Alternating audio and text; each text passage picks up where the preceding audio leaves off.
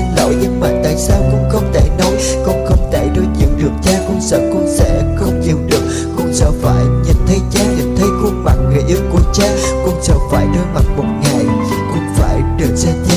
Xin cha ở mãi bên con, đừng bắt con phải một mình bước tiếp trên con đường này. Nhìn người ta có cha có mẹ mà con thấy nó quá đắng cay. Cuộc đời con chỉ còn cha giúp con bước tiếp trên đời này. Cha hãy yên tâm rằng con ngày sẽ chứng minh con không phải là thằng bất tài. Và nếu một ngày con cố bám ngại có cha là chỗ dựa cho con, và nếu một ngày con có làm được, xin cha chỉ dạy cho con, để cho con biết đâu là đường đúng, đâu là lối sai. Con luôn ước mong cha mãi bên con dù tuổi già không cho phép. Con biết mà trong cuộc sống không ai được hoàn hảo.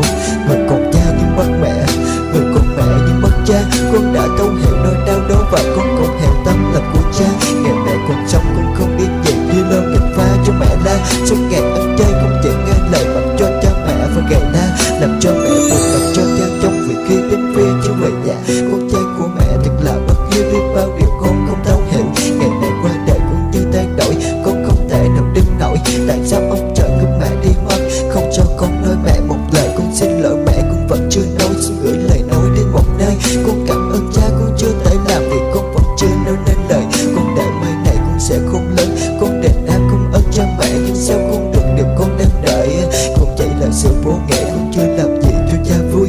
Con chưa đền đáp được ơn nghĩa nuôi dạy bao năm lo con ăn học. Con sao cho con được thành tài 18 tuổi đầu con chưa không lớn, con chỉ hiểu thêm là cha dạy. Nhìn tâm cha bạn nhìn dáng cha kể, nhưng con tim con muốn động lại. Thời gian qua nhanh con không biết là cha không sống bên con mãi. Cảm ơn cha mẹ đã sinh con ra và cho con được cuộc sống tốt. Cảm ơn cha mẹ hy sinh vì con để cho con thấy được hạnh phúc.